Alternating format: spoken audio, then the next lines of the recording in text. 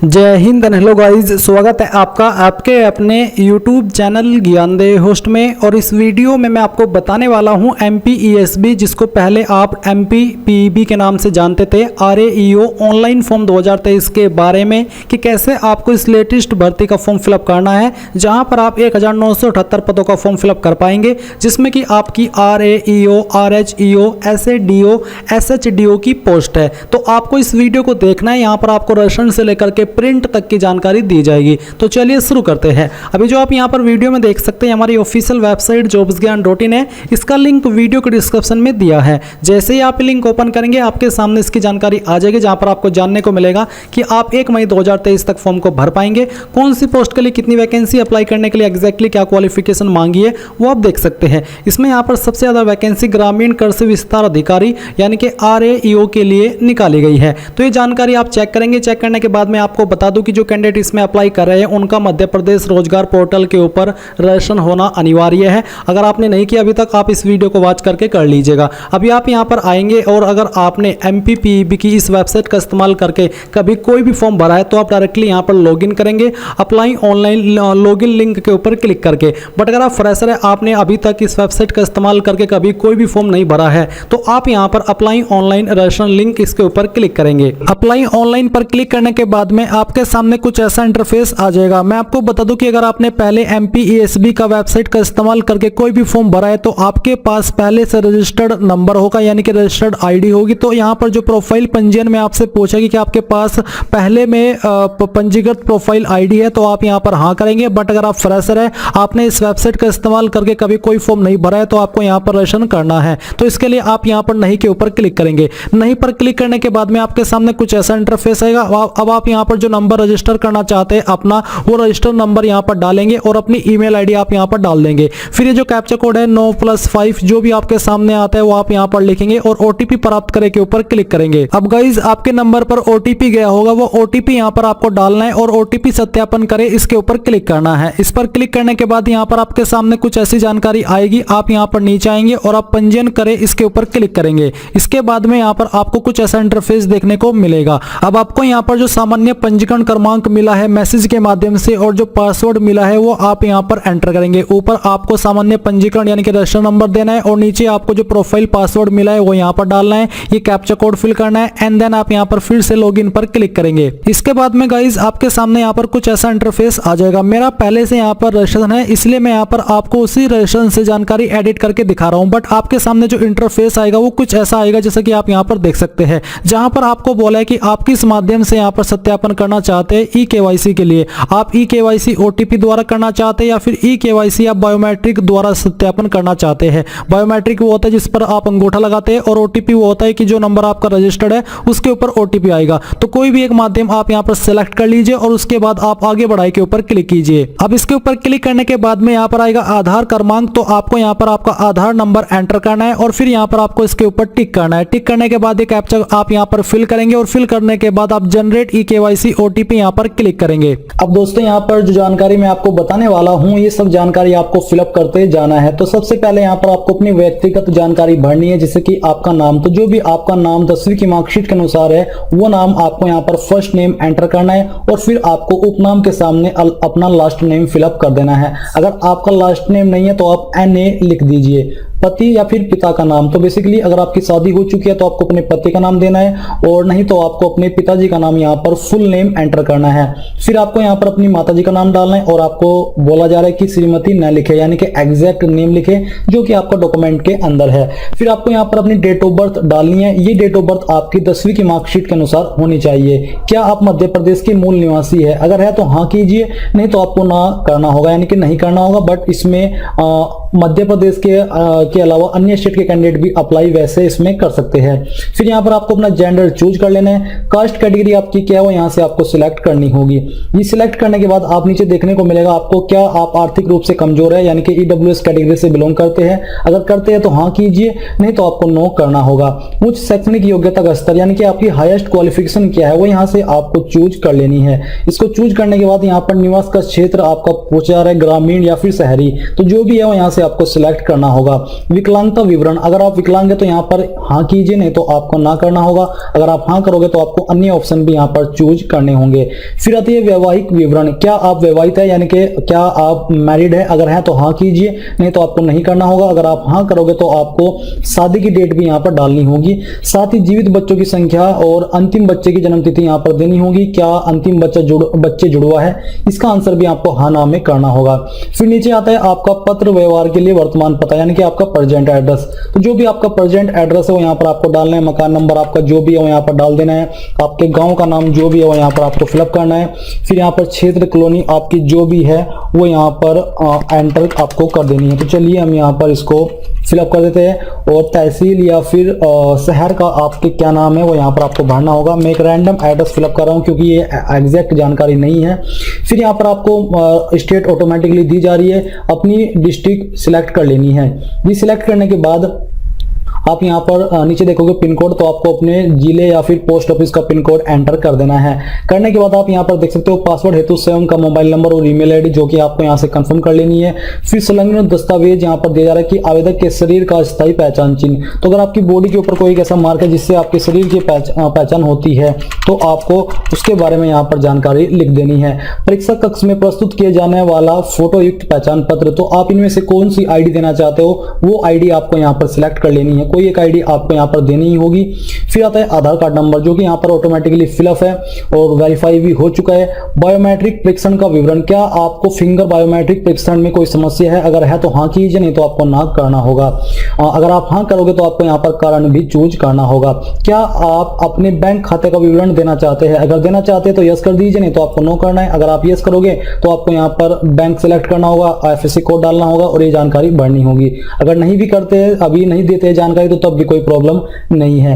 फिर यहाँ पर आपको इसके ऊपर टिक करना है और टिक करने के बाद जितनी भी जानकारी आपने भरी है इन सबको एक बार चेक कर लेना है और चेक करने के बाद नीचे आकर के आपको यहाँ पर पंजीकृत करे के ऊपर क्लिक करना है। अब गाइज आपके सामने कुछ ऐसा इंटरफेस आ जाएगा जहां पर आपकी रजिस्ट्रेशन की इन्फॉर्मेशन दी गई है और कुछ डॉक्यूमेंट्स आपको यहाँ पर अपलोड करने हैं। पहले तो आप यहाँ पर ये देख लीजिए कि आपको यहाँ पर जो फोटो अपलोड करना है वो किस तरह का अपलोड करना है। इसका जो एक टेम्पलेट है वो दिया है आपको। आप यहाँ पर क्लिक है डाउनलोड टेम्पलेट, इसके ऊपर क्लिक करेंगे तो आपको यहाँ पर एक टेम्पलेट देखने को मिल जाएगी जिसमें कि आपको यहाँ पर आपका फोटो लगाना है, यहाँ पर आपको आपके सिग्नेचर करने हैं एंड यहाँ पर आपको ये जो हिंदी में लाइंस दी गई है जिसको आप चाहे हिंदी में लिखना चाहे वो लिख सकते हैं एंड इंग्लिश में लिखना चाहे तो वो भी लिख सकते हैं। तो यानी कि ये सेल्फ डिक्लेरेशन आपको यहाँ पर हैंड से रिटर्न करना है इस बॉक्स के अंदर, या फिर आप इसको एक अन्य पेज पर रिटर्न कर ले एंड मैं आपको बताऊंगा कि कैसे आपको इस इमेज को बनाना है। मैं आपको यहाँ पर जो सरकारी रिजल्ट वेबसाइट है इनकी टूल का लिंक देने वाला हूं। तो यहां पर आप जैसे इस वेबसाइट को ओपन करेंगे आपके सामने आएगा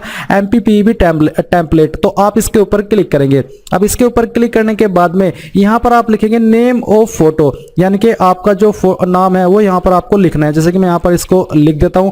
फिर आता है डेट ऑफ फोटो, यानी कि किस डेट में आपने इस फोटो को लिया है वो यहां पर आप सिलेक्ट कर लेंगे। फिर आता है आपका फोटो, यानी कि जो आपका फोटो है वो आपको सिलेक्ट करना है। तो जहां पर भी आपकी फोटो की फाइल है वो आप सिलेक्ट कीजिए, जैसे कि मैं यहां पर आपको सिलेक्ट करके दिखाता हूं। तो यहां पर मैंने फोटो को सिलेक्ट कर लिया है। इसके बाद में आप यहां पर आपका जो सिग्नेचर है उसको सिलेक्ट करेंगे। जहां पर भी आपका सिग्नेचर है, जो इमेज आपने बनाया है उसको यहां पर इस तरह से ओपन कर लीजिए। ओपन करने के बाद आता है डिक्लेरेशन फोटो, यानी कि जो आपका डिक्लेरेशन है जो कि मैं आपको एक बार फिर से दिखाता हूं, ये वाला ये आपने लिख करके किस पेज पर रखा है। आपको एक ब्लैंक पेपर लेना है, उसके ऊपर ये लाइन अपने हैंड से रिटर्न करनी है और उस इमेज को एक फाइल बना लेनी है। अब वो जो आपने फोटो बनाया है डिक्लेरेशन वाला, वो आपको यहाँ पर चूज फाइल के ऊपर क्लिक करके उसको अपलोड करना है। जैसे कि मैं यहाँ पर अभी आपको दिखाता हूँ कि कैसे आपको वो फाइल अपलोड करनी होगी। डिक्लेरेशन सिलेक्ट करने के बाद यहाँ पर आपकी फाइल आ जाएगी। फिर आपको जो कैप्चा कोड यहाँ पर दिया है, जो भी आपके सामने आएगा वो आपको फिल करना है एंड आपको जनरेट टेम्पलेट इसके ऊपर क्लिक करना है। इसके ऊपर क्लिक करने के बाद आपकी जो टेम्पलेट है वो जनरेट हो जाएगी और जनरेट होकर के आपके सामने कुछ इस प्रकार से आ जाएगी। जैसे कि आप देख सकते हैं आपका फोटो दिया गया होगा, आपका नेम दिया गया होगा, जिस डेट में आपने फोटो को लिया वो आप यहाँ पर देखेंगे। आपका जो डिक्लेरेशन आपने लिखा है, जो कि जिसकी फाइल आपने अभी अपलोड की है, वो यहाँ पर आपको दी गई होगी। तो इस प्रकार से आपकी ये फाइल आ जाएगी। अभी जैसे ही आपकी फाइल तैयार हो जाए तो आपको यहाँ पर इसको अपलोड करना है। आपको चूज फाइल के ऊपर क्लिक करना है और जहां पर भी आपकी फाइल मौजूद है वो आपको सिलेक्ट करनी है। तो चलिए हम यहाँ पर इस फाइल को सिलेक्ट करते हैं और सिलेक्ट करने के बाद में यहाँ पर हम इसको ओपन करते हैं। ओपन करने के बाद नीचे यहाँ पर आपको व्यू इमेजेस पर क्लिक करना है। इसके ऊपर क्लिक करने के बाद में जो आपने फाइल यहाँ पर अपलोड किया वो इस प्रकार से आपके सामने आ जाएगी। आप यहाँ पर देख सकते हैं कि आपका फोटो दिया गया है, आपका सिग्नेचर दिया गया है और आपका डिक्लेरेशन दिया गया है। आपको यहाँ पर इसके ऊपर टिक करना है कि मुझे आपका अपना फोटो सही दिख रहा है, मुझे सिग्नेचर सही दिख रहा है और जो मैंने हस्तलिखित यानी कि सेल्फ डिक्लेरेशन लिखा है ये भी सही है, तो आप इसके ऊपर टिक कर देंगे। टिक करने के बाद आप यहाँ पर upload photo signature and head written declaration इसके ऊपर क्लिक करेंगे। इसके बाद यहाँ पर आपको दिया है कि आपको जन्मतिथि प्रमाण पत्र हेतु 8वीं 10वीं या 12वीं की जो सर्टिफिकेट है वो अपलोड करनी है, जिसमें कि आपका मार्क्स जिसमें कि आपका डेट ऑफ बर्थ हो।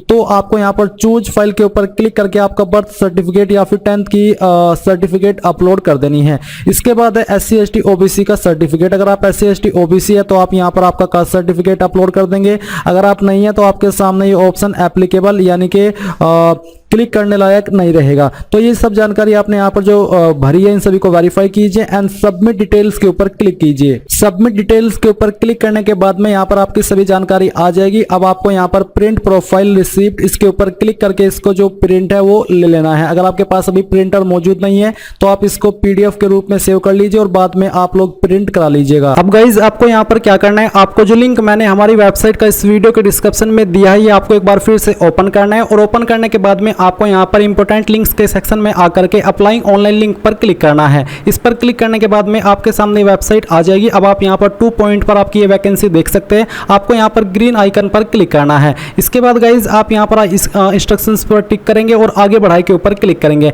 एंड देन गाइज अब आपको जो रजिस्ट्रेशन करने के बाद में सामान्य पंजीकरण क्रमांक मिला है वो आप यहाँ पर डालेंगे। जो DOB अभी आपने रजिस्ट्रेशन के वक्त भरी है वो DOB आपको यहाँ पर सिलेक्ट कर लेनी है। जो भी सिक्योरिटी कोड आपके सामने आता है वो आप यहाँ पर डालेंगे और सत्यापित कर आगे बढ़ाए इसके ऊपर क्लिक करेंगे। अब गाइज आपने जो जानकारी अभी रजिस्ट्रेशन करते वक्त भरी है वो सभी आपके सामने है। आप यहाँ पर इन सभी को चेक करेंगे एंड देन आपको आगे बढ़ाए इसके ऊपर क्लिक करना है। इसके ऊपर क्लिक करने के बाद में अब आप यहाँ पर देखेंगे आपके सामने 34 पॉइंट है। तो इसमें आपसे आपकी कैटेगरी पूछी, अगर आपकी भूतपूर्व सैनिक अगर है तो आप टिक करेंगे, नहीं तो आपको बिना वर्ग का के ऊपर क्लिक करना है। इसके बाद गाइज यहाँ पर कुछ सवाल आपसे पूछे जैसे कि क्या आप शासकीय विभागों, निगमों, मंडलों, स्वायत्त शासी निकायों होमगार्ड है, अगर हाँ तो नहीं तो आपको नहीं करना है। तो बेसिकली आप इन सवालों को पढ़ेंगे और जो भी इसमें से आपके ऊपर लागू है उसमें आपको हाँ करना है और जो लागू नहीं है उसमें आप नहीं करेंगे। इसमें कुछ भी ऐसा नहीं है कि आपको एक्सप्लेन किया जाए। आप जानते हैं जैसे कि सवाल है कि आप मध्य प्रदेश शासन के अधीन छटनी शुदा कर्मचारी है, अगर आप है तो हाँ की कर दीजिए, नहीं तो आपको नहीं के ऊपर टिक करना है। इसके बाद एक सवाल है कि क्या आप विक्रम पुरस्कार से सम्मानित खिलाड़ी है, अगर हाँ तो हाँ करेंगे, नहीं तो आपको नहीं करना है। देन यहाँ पर 44 पॉइंट है कि क्या आप संविदा कर्मी नियम पुस्तिका के नियम क्रमांक 9 गाइज मैं आपको बताना चाहूंगा SK बुक्स रीजनिंग के बारे में, जो कि हिंदी और इंग्लिश दोनों के अंदर अवेलेबल है और इस बुक को पब्लिश किया गया है Shri Krishnan publisher private limited, जो कि इंडिया की one of biggest book publication company है, जिसके द्वारा बेहतरीन बुक पब्लिश की जाती है जहां पर आपको सभी जानकारी बहुत ही अच्छे से दी जाती है। एंड अगर मेनली बात करें इस बुक की तो इस बुक के अंदर आपको क्या क्या देखने को मिलेगा वो आप लोग जान लीजिए। इसमें आपको वर्बल, नॉन वर्बल और लॉजिक का कंप्लीट और कॉम्प्रिहेंसिव कलेक्शन मिलेगा। साथ ही आपको टॉपिक वाइज प्रत्येक पॉइंट का इजी एक्सप्लेनेशन भी इस बुक के अंदर मिलेगा। इसके अलावा based on new competitive exam pattern यानी कि पूरे न्यू कॉम्पिटिटिव एग्जाम पैटर्न के साथ में ये बुक आपको मिलने वाली है। इसी के साथ with shortcut tricks and practice exercise यानी कि शॉर्टकट ट्रिक्स भी इस बुक के अंदर होगी, प्रैक्टिस एक्सरसाइज भी इस बुक के अंदर होगी। तो ये एक आपकी बेस्ट बुक है आपकी रीजनिंग की प्रिपरेशन करने के लिए। चाहे आप किसी भी एग्जाम की रीजनिंग की प्रिपरेशन कर रहे हैं तो आप लोग इस बुक को परचेज कर सकते हैं। बाय करने का लिंक आपको वीडियो के डिस्क्रिप्शन में दिया है, चाहे हिंदी में बाय कर लीजिए या फिर इंग्लिश में, और कोई सवाल डाउट हो तो आप पूछ लीजिएगा। 3 अनुसार सीट एवं आयु में आरक्षण लेना चाहते हैं, अगर आप इसके अकॉर्डिंग इसके लिए एलिजिबल है और आप ये आरक्षण लेना चाहते हैं तो आप हाँ करेंगे, नहीं तो आपको नहीं करना है। इसके बाद 46 पॉइंट है जैसे कि क्या आप शासकीय सेवा में नियुक्ति के लिए नीचे दिए गए विभिन्न वर्गों में सम्मिलित है, जिसमें कि हाल के भारत पाक संघर्ष में अपंग हुए सैनिकों को हाल के, तो अगर इनमें से अगर आपकी कोई भी कैटेगरी है तो आप हाँ करेंगे, नहीं तो आपको नो करना है अगर आप सिंपली फ्रेशर हैं। इसके बाद गाइज यहाँ पर आपकी जो पोस्ट की जानकारी है वो आ चुकी है, जैसे कि वरिष्ठ उद्यान विकास अधिकारी, तो जिसको आप अप्लाई करना चाहते हैं वो आप यहाँ पर पेपर कोड सेलेक्ट कर लीजिए। इस तरह से ये सिलेक्ट करने के बाद में आपको क्लिक है टू सिलेक्ट प्रेफरेंस, इसके ऊपर क्लिक करना है। इसके ऊपर क्लिक करने के बाद में आप यहाँ पर आएंगे और अब आपको यहाँ पर पोस्ट की प्रेफरेंस देनी है। तो आपको कौन सी पोस्ट को किस डिपार्टमेंट में पहली प्रेफरेंस देनी है वो आपको सिलेक्ट करना है। जैसे कि अगर आप यहाँ पर पहली वाली को पहली प्रेफरेंस देना चाहते हो तो आप यहाँ पर हाँ करेंगे और यहाँ पर इसको टिक कर देंगे। इसके बाद अगर आपको इसको अगली प्रेफरेंस देनी है तो आप यहाँ पर इसको टिक करेंगे इस तरह से। तो आपको आपकी चॉइस के अकॉर्डिंग इन सभी को यहाँ पर प्रेफरेंस दे देनी है जो कि आप देना चाहते हैं। इसके बाद आप यहाँ पर नीचे आएंगे, फिर 47 पॉइंट में पूछा है कि क्या आपके पास मध्य प्रदेश राज्य के रोजगार कार्यालय में जीवित पंजीयन यानी कि एक्टिव पंजीयन है जो कि अनिवार्य है सभी के लिए, तो आप यहाँ पर हाँ कीजिए। और जिनका पंजीयन नहीं है वो अप्लाई नहीं कर सकते, इसलिए आप यहाँ पर इस वीडियो को देख करके इसमें रजिस्ट्रेशन कर लीजिएगा। एंड देन गाइज आप यहाँ पर बताएंगे पंजीयन क्रमांक यानी कि जो आपका रजिस्ट्रेशन नंबर है वो आपको डालना है, कब आपने रजिस्ट्रेशन कराया था वो डेट आप यहाँ पर सिलेक्ट कर लेंगे। रोजगार पंजीयन जिले का नाम आपको यहाँ पर सिलेक्ट कर लेना है। ये सिलेक्ट करने के बाद में आप यहाँ पर नीचे आएंगे और आपको देखने को मिलेगा एग्जाम सेंटर की प्रेफरेंस। तो पहली सीट के लिए पहली चॉइस किस सीट को देना चाहते हो वो आप सिलेक्ट करेंगे, सेकंड किस देनी है, थर्ड किस देनी है और फोर्थ किस देनी है वो आप यहाँ पर सिलेक्ट कर लीजिए। इसके बाद आप यहाँ पर टिक करेंगे घोषणा पत्र पर और अब आपको सभी जानकारी चेक करते हुए आगे बढ़ाई पर क्लिक करना है। आगे बढ़ाई पर क्लिक करने के बाद में यहाँ पर गाइज आपके सामने विषय के प्रमाण पत्र के संलग्न यानी कि आपको डॉक्यूमेंट अपलोड करने को बोला है, जहाँ पर है पेपर ग्रुप का विवरण, वरिष्ठ उद्यान विकास अधिकारी जिसमें कि उत्तीर्ण या फिर अंतिम वर्ष अध्ययनरत अंक सूची यानी कि जो आपकी फाइनल ईयर की मार्कशीट है वो या फिर जो आपकी फाइनल मार्कशीट है वो आपको अपलोड करनी है, जिसकी जो वाइड है वो 700 पिक्सल, हाइट 800, हाइट आप बेसिकली वाइड तो 700 से 800 पिक्सल और हाइट 400 से 950 पिक्सल के बीच में रहनी चाहिए। फॉर्मेट आपका जेपीजी का रखा है, साइज 150 केबी से कम रहना चाहिए। तो चूज फाइल के ऊपर क्लिक करके जहां पर भी आपकी फाइल है वो आपको यहां पर सिलेक्ट कर लेनी है। तो जैसे कि यहां पर मैं इस फॉर्म को डेमो के लिए भरा हूं, मैं एक फाइल यहां से सिलेक्ट करता हूं, इसको ओपन करता हूं। ओपन करने के बाद में आप अपलोड के ऊपर क्लिक करेंगे तो आपकी फाइल अपलोड हो जाएगी और आप व्यू सर्टिफिकेट के ऊपर क्लिक करके इसको व्यू भी कर पाएंगे। अब आपने सेकंड पोस्ट पर भी अप्लाई किया है तो आप यहां पर जो उसकी जो उस पर क्वालिफिकेशन मांगी है अप्लाई करने के लिए और वो क्वालिफिकेशन आपके पास है तो आप उसका सर्टिफिकेट यहां पर अपलोड कर देंगे। तो ये सर्टिफिकेट अपलोड करने के बाद में आप सबमिट डिटेल्स के ऊपर क्लिक करेंगे। सबमिट डिटेल्स के ऊपर क्लिक करने के बाद में आपके सामने आपके फॉर्म का प्रीव्यू आ जाएगा। आप यहां पर प्रिंट के ऊपर क्लिक करके इसका ड्राफ्ट प्रिंट ले लेंगे, क्योंकि बिना इसके प्रिंट लिए आप आगे नहीं बढ़ पाएंगे, तो आप प्रिंट ले लेंगे ड्राफ्ट का। और फिर अब आपको प्रोसीड टू पेमेंट के ऊपर क्लिक करना है। इस पर क्लिक करने के बाद में आपको यहां पर पेमेंट के पेज पर ट्रांसफर कर दिया है। आप अपनी एप्लीकेशन फीस इनमें से किसी भी माध्यम का इस्तेमाल करके जमा कर सकते हैं। जैसे आप अपनी एप्लीकेशन फीस यहां पर जमा कर देंगे तो आप अपने फॉर्म का फाइनल प्रिंट आउट ले पाएंगे। इस प्रकार से गाइज आप लोग MPESB या फिर MPPEB, RAEO एंड जो अदर पोस्ट है उनका फॉर्म भर पाएंगे। आई होप ये प्रोसेस आपको पसंद आया होगा। So thanks for watching. जय हिंद।